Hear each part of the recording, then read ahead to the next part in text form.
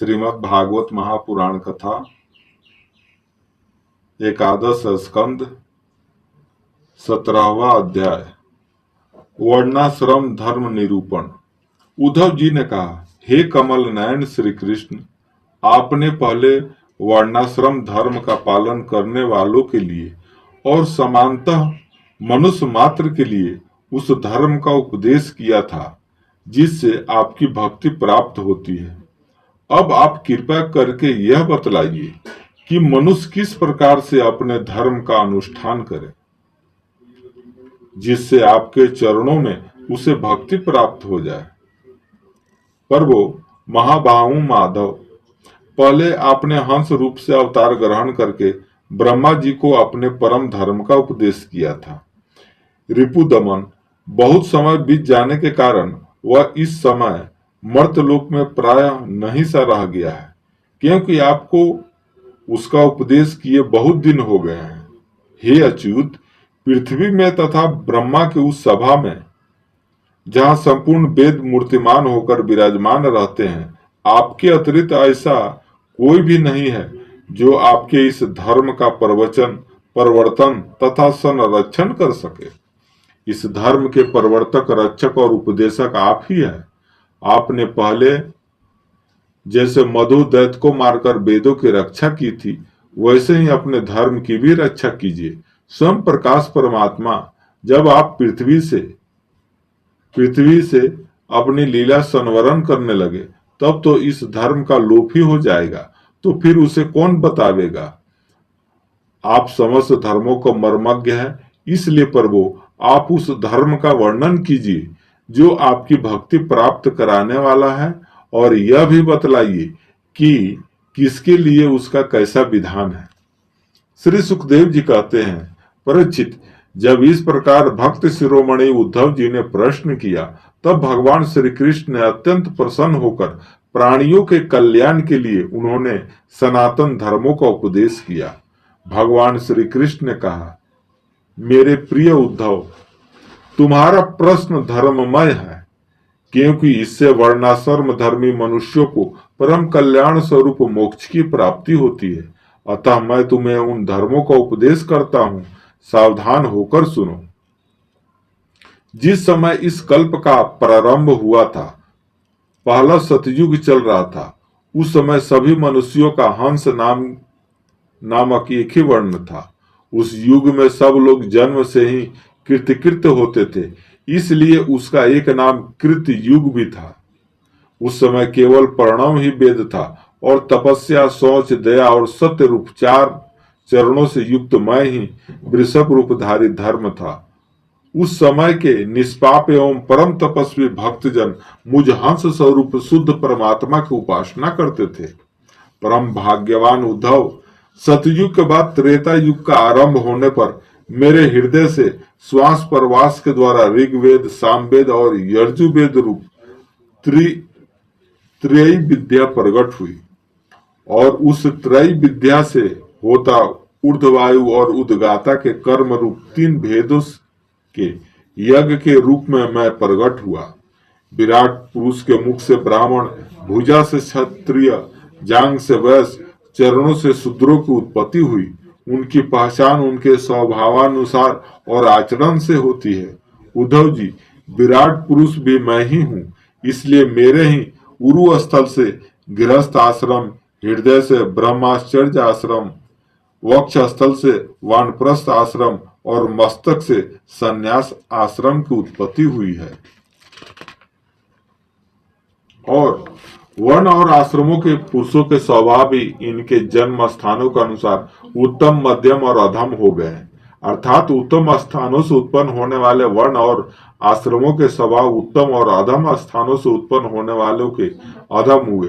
सम, दम, तपस्या, पवित्रता, संतोष, क्षमाशीलता, सीधापन, मेरी भक्ति, दया और सत्य ये ब्राह्मण वर्ण के स्वभाव हैं।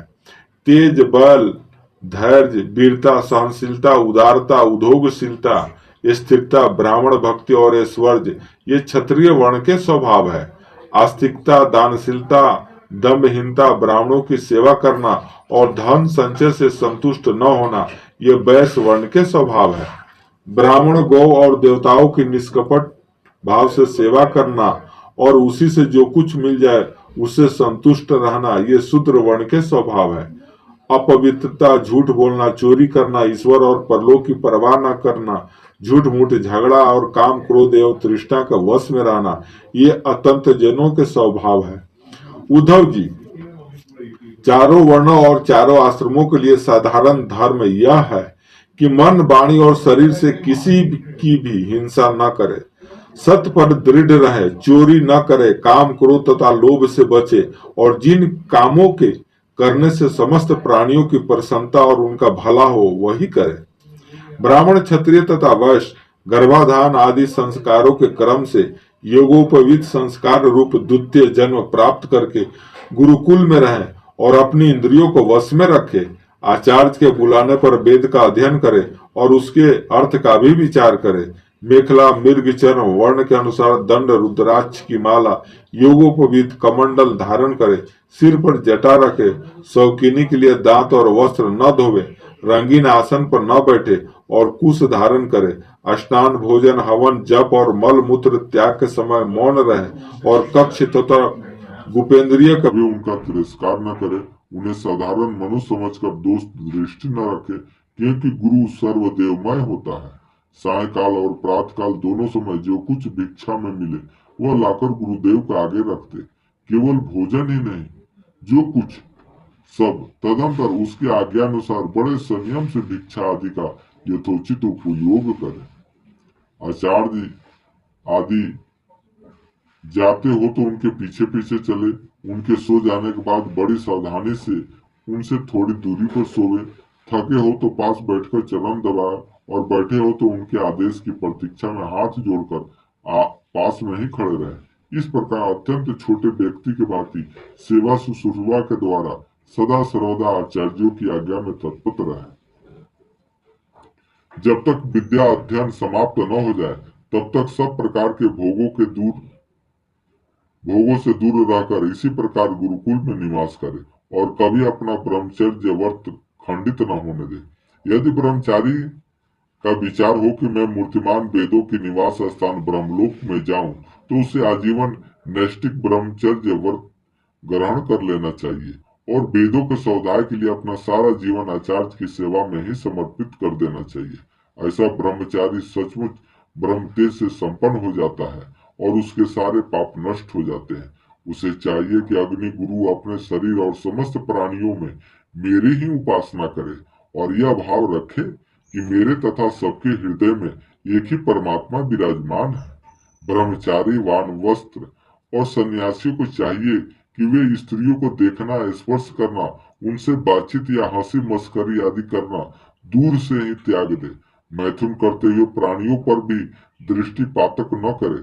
प्रिय उद्धव, शौच, आचमन, स्नान, संध्योपासना, सरलता, तीर्थ सेवन, जब समस्त प्राणियों में मुझे ही देखना, मन, वाणी और शरीर का संयम, यह ब्रह्मचारी, गृहस्थ, वानप्रस्थ और सन्यासी सभी के लिए एक सा नियम है।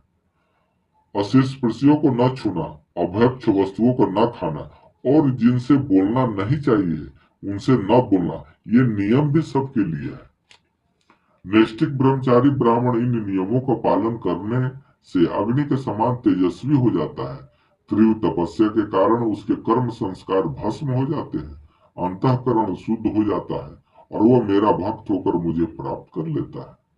प्यारे उद्धव, यह नैष्टिक ब्रह्मचर्य ग्रहण करने की इच्छा न हो तो गृहस्थ आश्रम में प्रवेश करना चाहता हो तो विधि पूर्वक विद्या अध्ययन समाप्त करके आचार्य को दक्षिणा देकर और उनकी अनुमति लेकर समावर्तन संस्कार करावे, स्नातक बनकर ब्रह्मचर्य आश्रम छोड़ दे।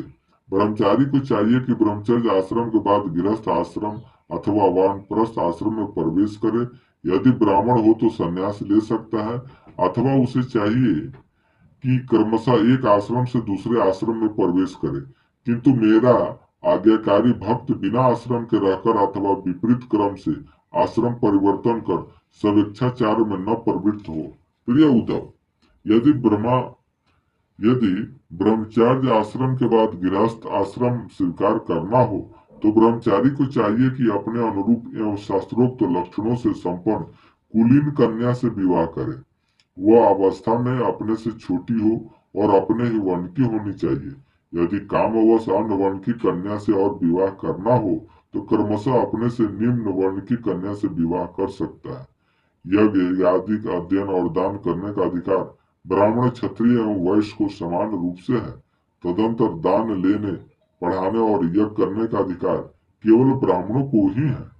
ब्राह्मण को चाहिए कि इन तीनों वृत्तियों में प्रतिग्रह अर्थात दान लेने की वृत्ति को तपस्या, तेज और यश का नाश करने वाले समझकर पढ़ाने और यज्ञ कराने के द्वारा ही अपना जीवन निर्वाह करे। यदि इन दोनों वृत्तियों में भी दोष दृष्टि हो, परवालंबन, दीनता आदि दोष दिखती हो, तो अन्न काटने के बाद खेतों में पड़े हुए दाने बीनकर ही अपने जीवन का निर्वाह कर ले। उद्धव, ब्राह्मण का शरीर अत्यंत दुर्लभ है। यह इसलिए नहीं कि इसके द्वारा तुच्छ विषय भोगों को ही भोगे जाए। यह तो जीवन पर्यंत कष्ट भोगने, तपस्या करने और अंत में अनंत आनंद स्वरूप मोक्ष की प्राप्ति के लिए ही है। जो ब्राह्मण घर में रहकर अपने महान धर्म का निष्काम भाव से पालन करता है और खेतों तथा बाजारों में गिरे पड़े दाने चुनकर संतोष पूर्वक अपने जीवन का निर्वाह करता है, साथ ही अपना शरीर, प्राण, अंतकरण और आत्मा मुझे समर्पित कर देता है और कहीं भी अत्यंत आसक्ति नहीं करता, वो बिना संन्यास लिए ही परम शांति स्वरूप परम पद को प्राप्त कर लेता है। जो लोग विपत्ति में पड़े कष्ट पा रहे हैं, मेरे ब्राह्मण भक्तों को विपत्तियों से बचा लेते हैं, उन्हें मैं शीघ्र ही समस्त आपत्तियों से उसी प्रकार बचा लेता हूँ जैसे समुद्र में डूबते हुए प्राणी को नौका बचा लेती है। राजा पिता के समान सारी प्रजा का कष्ट से उद्धार करे, उन्हें बचावे, जैसे गजराज दूसरे गजों की रक्षा करता है और धीर होकर स्वयं अपने आप से भी अपना उद्धार करे। जो राजा इस प्रकार प्रजा की रक्षा करता है, वो सारे पापों से मुक्त होकर अंत समय में सूर्य के समान तेजस्वी विमान पर चढ़कर स्वर्गलोक में जाता है और इंद्र के साथ सुख भोगता है। यदि ब्राह्मण अध्ययन, अध्यापन अथवा यज्ञ आदि से अपनी जीविका न चला सके तो वैश्य वृत्ति का आश्रय ले ले और जब तक विपत्ति दूर न हो जाए तब तक करे। यदि बहुत बड़ी आपत्ति का सामना करना पड़े तो तलवार उठाकर क्षत्रियों को वृत्ति से भी अपना काम चला ले, परंतु किसी भी अवस्था में नीचों की सेवा, जिसे स्वान निवृत्ति कहते हैं, न करे। इसी प्रकार यदि क्षत्रिय भी प्रजा पालन आदि के द्वारा अपने जीवन का निर्वाह न कर सके तो वैश्य वृत्ति, व्यापार आदि कर ले। बहुत बड़ी आपत्ति हो तो शिकार के द्वारा अथवा विद्यार्थियों को पढ़ाकर अपनी आपत्ति का दिन काट दे, परंतु नीचों की सेवा, स्वान निवृत्ति का आश्रय कभी न ले।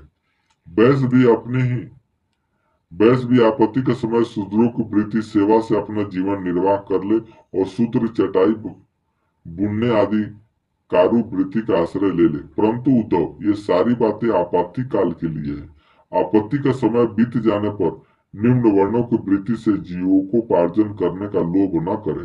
गृहस्थ पुरुष को चाहिए कि वेद अध्ययन रूप ब्रह्म यज्ञ, तर्पण रूप प्रीत यज्ञ, हवन रूप देव यज्ञ, काक बलि आदि भूत यज्ञ और अन्न दान रूप अतिथि यज्ञ आदि के द्वारा मेरे स्वरूप भूत ऋषि, देवता, पितर, मनुष्य एवं अन्य समस्त प्राणियों को यथाशक्ति प्रतिदिन पूजा करता रहे। गृहस्थ पुरुष अनायास प्राप्त अथवा शस्त्रोक्त रीति से उपार्जित करके शुद्ध धन से अपने वृत्त आश्रित प्रजाजन को किसी प्रकार का कष्ट न पहुंचाते हुए न्याय और विधि के साथ ही यह करे। प्रिय उद्धव, गृहस्थ पुरुष कुटुंब में आसक्त न हो, बड़ा कुटुंब होने पर भी भजन में प्रमाद न करे। बुद्धिमान पुरुष को यह बात भी समझ लेनी चाहिए कि जैसे इस लोक की सारी वस्तुएं नाशवान है, वैसे स्वर्ग आदि परलोक के भोग भी नाशवान ही है। यह जो स्त्री, पुत्र, भाई, बंधु और गुरुजनों को मिलना जुलना है, यह वैसा ही जैसे किसी प्याऊ पर कुछ बटोई इकट्ठे हो गए हैं। सबको अलग अलग रास्ते जाना है। जैसे स्वप्न नित्य टूटने तक ही रहता है, वैसे ही इन मिलने जुलने वालों का संबंध भी बस शरीर के रहने तक ही रहता है। फिर तो कौन किसको पूछता है। गृहस्थ को चाहिए कि इस प्रकार विचार करके घर गृहस्थी में फंसे नहीं, उसमें इस प्रकार अनासक्त भाव से रहे, मानो कोई अतिथि निवास कर रहा हो। जो शरीर आदि में अहंकार और घर आदि में ममता नहीं करता, उसे घर गृहस्थी के फंदे बांध नहीं सकते। भक्तिमान पुरुष गृहस्थोचित भक्तिमान पुरुष गृहस्थोचित शस्त्रोक्त कर्मों के द्वारा मेरी आराधना करता हुआ घर में ही रहे, अथवा यदि पुत्रवान हो तो वानप्रस्थ आश्रम में चला जाए या संन्यास आश्रम स्वीकार कर ले। प्रिय उद्धव, जो लोग इस प्रकार गृहस्थ जीवन न बिताकर घर गृहस्थी में ही आसक्त हो जाते हैं, स्त्री पुत्र और धन की कामनाओं से फंसकर हाय हाय करते रहते हैं और मूर्तावश स्त्री लंपट होकर कृपण होकर मैं और मेरे के फेरे में पड़ जाते हैं, वे बंध जाते हैं। वे सोचते रहते हैं, हाय हाय मेरे माँ बाप बूढ़े हो गए, पत्नी के बाल बच्चे अभी छोटे छोटे हैं, मेरे न रहने पर ये दिन अनाथ और दुखी हो जाएंगे, फिर इनका जीवन कैसा रहेगा। इस प्रकार घर गृहस्थी की वासना से जिसका चित्त विक्षिप्त हो रहा है, वो मूढ़ बुद्धि पुरुष विषय भोग से कभी तृप्त नहीं होता, उन्हीं में उलझकर अपना जीवन खो बैठता है और मरकर घोर तमोमय नर्क में जाता है। शेष अगले अंक में। राधे।